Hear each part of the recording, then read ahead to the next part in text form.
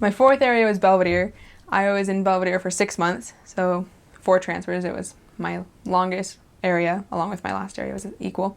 And while I was there, we had so much success. When I first got there, they had set a goal to have 6 people on date to be baptized for the month of January, and I was like, that doesn't happen here. Like, that doesn't happen here in Illinois. What were you thinking? Why is this?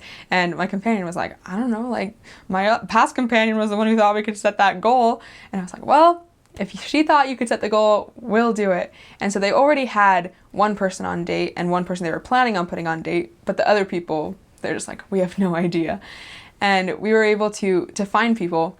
And at one point we had 4 people on date, and it was almost the end of the month. And the last day of the month, we found 2 people, like this couple. We found them, and we were able to teach them the first lesson and put them on date in that lesson.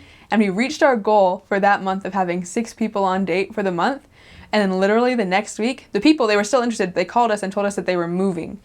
And so then they were off date because they were gone. And it was really interesting that we had faith in that goal, that we're like, okay, well, you thought you had to set that goal for a reason, so we're going to set it. And we had faith. And even though we didn't have 6 baptisms the next month, we were able to reach that goal.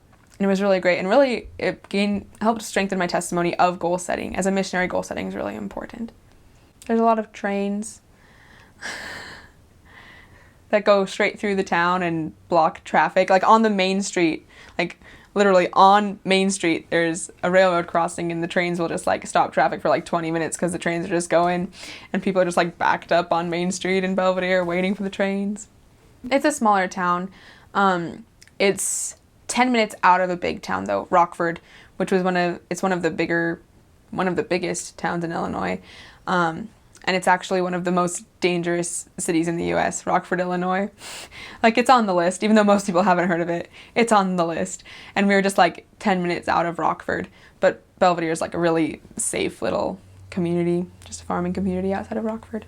In Belvedere, there was so much success, and we had there were a lot of lessons that we would teach. We would get referrals, we would find people. We had a lot of people to teach, a lot of less actives to teach, and our days would be filled with teaching lessons all the time, and we didn't have a whole lot of time to find new people. And we were like, well, we need to find new people. So my companion and I set a goal to knock at least one door and talk to one new person a day, which, you know, for most missionaries, like, oh, that's easy. But we were like packed full. We had to like end lessons early to get time to go out and knock these doors. And so one day we were going and we were knocking and no one was home. And we're like, we have an appointment in like 5 minutes. We got to hurry. And so we're like knocking and we're like running down these apartments, knocking on these doors. And eventually we're like, no one's home. And we look, and across the parking lot, there's this woman cleaning out her car with her son. And so we're like, okay, we'll go talk to her and she'll be our one person. And as we start walking over toward her, someone at the door we had just knocked opened. And so we're like, oh, no, this person. So we ran back to the door and we were talking to this person, and they were like semi-interested. They said we could come back, but like they were never there whenever we came back. But then we started heading back to our car afterward. Then we're like, maybe we should still go talk to that lady cleaning out her car. Like, we've still got a little bit of time. We might be a little late to our appointment, but we can do this. And so we went and we talked to this lady, and the first thing she says to us is, I'm an atheist, and just keeps cleaning out her car. And we're like, oh, that's cool. We just like kept talking to her, and she's like, I'm a paralegal. I don't care about this stuff. Leave me alone. And we're like, oh, well, there's a lawyer who's speaking in church tomorrow, because our mission president, he was a lawyer, he was coming to our ward and speaking in church. So we're like, so we invited her to church, and she's like, oh, that sounds cool. And so we're like, yeah. And then she was like open to more learning, and we were able to like give her a Book of Mormon, set up a return appointment. And then the next day at church, she didn't come. We weren't that surprised. And then we like called her that night, and she was like, oh, I was sick. And I'm like, oh, okay, yeah. You were sick. That's what everyone says. Everyone says they're sick. And so we're like, yeah, she's not interested. But we confirmed our appointment for Thursday. She's like, yeah, I'll be there. And we're like, okay, whatever. But we showed up fully expecting her to not be there.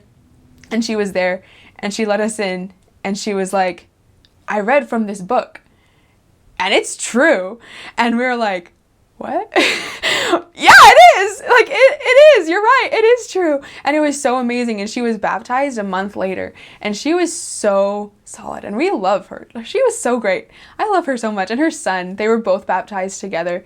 And it was really amazing because she was just flipping through the Book of Mormon because she's like, oh, these girls gave me this book. And she had no intention of being there on Thursday. Like she even told us after she got baptized, she's like, yeah, when you told me you set up that appointment for Thursday, in my head, I made plans right then to not be home that time on Thursday. And then she had to cancel those plans because she actually read from the Book of Mormon and she knew it was true just because she felt that spirit and it answered questions that she had had for so long. She had literally just like a year earlier given up searching for churches because she had been searching and gone to like who knows how many different churches for her whole life, just looking and looking and looking, and none of them just felt right to her until she met us and started learning about the gospel, and it was wonderful.